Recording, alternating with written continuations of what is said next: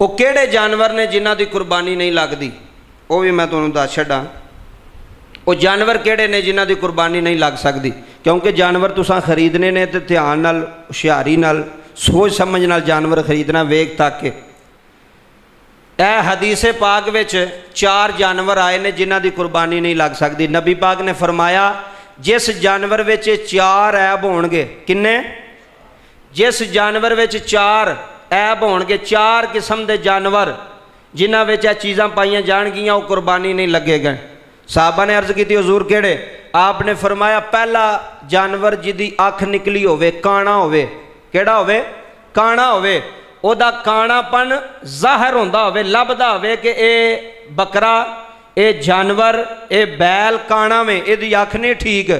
काणे जानवर की कुर्बानी लग सकती। सुन लवो, काणे जानवर की कुर्बानी जिदी अख निकली होवे, ज़ाया हो गई होवे, ओदी कुर्बानी नहीं लगती।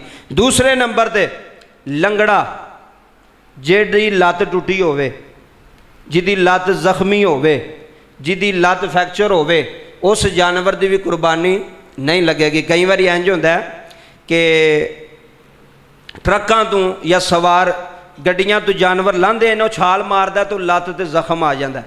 वो फिर व्यापारी बड़े होशियार होंदे ने, वो की करते हैं, वो टीका ला छड़ते हैं दर्द का, कि उन्होंने महसूस ना होवे दर्द, जानवर नूं दर्द महसूस ना होवे।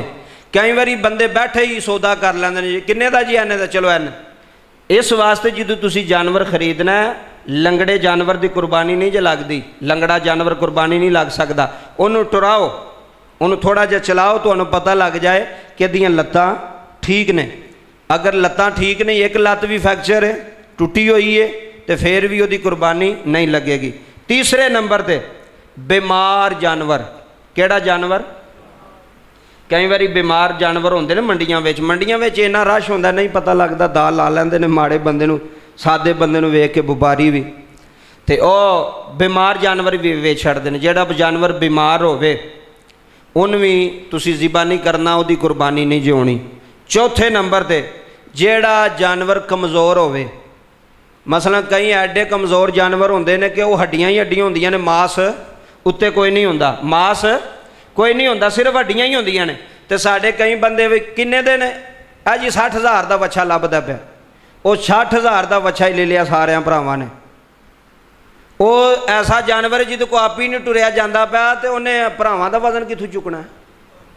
तो भरावां ने तो लैन देना भी चलो यह माड़ा जानवर वेख के। वो जो बाहर कढ़े तो लोग भी वेख के गुआंदे माशाअल्लाह जी बड़ा सोहना जानवर लियाउंदा है।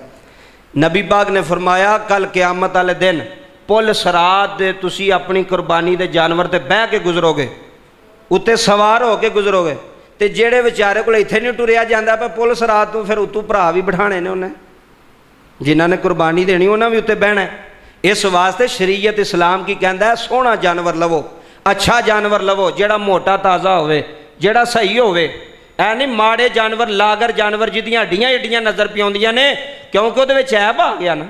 तो जे ऐब आ गया तो फिर वो कबूल, ऐबदार जानवर कुर्बानी विच कबूल नहीं हो सकता। एक और भी हदीस है, उहदे विच 2 चीज़ां और भी जिक्र हुई ने। एक कन्न की भी जिक्र हुई है कि जिदा कन्न वड्डिया होवे और जिदा सिंग टुटा होवे और सामने नज़र आउंदा होवे, जख्म बनया होवे, ओदी भी कुर्बानी नहीं लगती। ऐसे जानवर मैं तुहानूं दस्से ने हदीसे पाक तों जिन्हां दी कुर्बानी नहीं हो सकती। अगला मसला और आखिरी मसला, ये भी